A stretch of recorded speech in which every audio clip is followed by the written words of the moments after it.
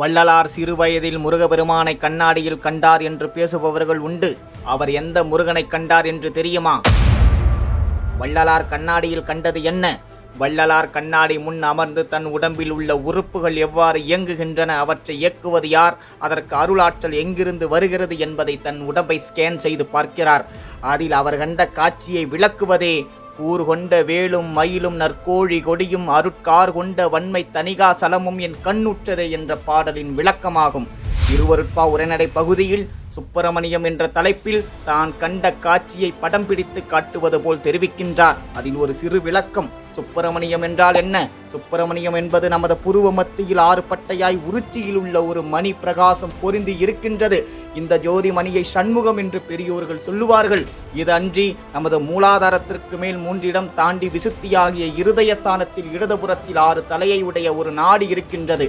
இதை சுப்பிரமணியம் என்று சொல்லுவார்கள். இந்த தேகத்தில் உள்ள 6 அறிவும் ஒருங்கே சேர்ந்த சுத்த விவேகம் என்பதையும் சண்முகம் என்பார்கள். ஆதாரங்களில் உள்ள 6 பிரகாசத்தையும் சண்முகம் என்பார்கள். இந்த மனித உடலில் உள்ள 6 ஆதாரங்களை தான் அண்டத்தில் 6 படை வீடாக கட்டி காட்டினார்கள். நமது பிண்டத்தில் உள்ள நாடி நரம்புகளை தான் முருகன் என்று பெயர் வைத்து அழைத்தார்கள். கண்ணாடியில் தன் உடம்பையும் உடம்பின் உள்ளே இயங்கும் தத்துவங்களையும் அவற்றின் எல்லாவற்றையும் இயக்கும் ஆன்ம அறிவையும் அந்த ஆன்ம அறிவுக்கு காரணமாக இருக்கின்ற கடவுளையும் தெரிந்து கொண்டதையே சுப்பிரமணியம் என் கண்ணுற்றதே என்று பாடியிருக்கிறார். நாம் எல்லோரும் 6 படை வீடுகளில் வணங்கி கொண்டிருக்கும் முருகன் என்பது கடவுள் இல்லை.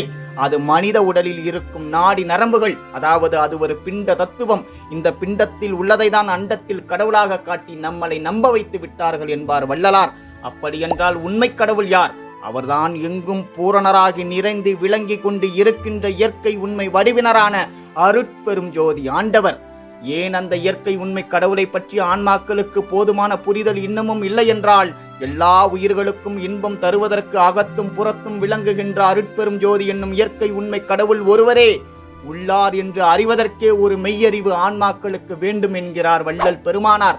அப்படிப்பட்ட மெய்யறிவை உடைய ஆன்மாக்களுக்கு மட்டுமே இயற்கை உண்மை கடவுள் ஒருவர் உள்ளார் என்ற உண்மை தெரியும். அப்படி போதுமான மெய்யறிவும் ஆன்ம விளக்கமும் இல்லாத ஆன்மாக்களுக்கெல்லாம் மனித உடலில் உள்ள நாடி நரம்புகளை கடவுளாக தெரியும். அந்த நாடி நரம்புகளை எல்லாம் இயக்குகின்ற இயற்கை உண்மை கடவுள் யார் என்பது தெரியாது.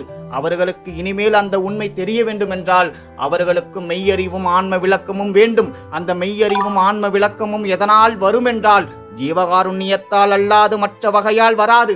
ஏனென்றால் ஜீவகாருண்யம் விளங்கும் போது மட்டுமே அறிவு விளங்கும். ஜீவகாருண்யத்தை கொண்டே அறிவை விளங்கிக் கொள்ள முடியும்.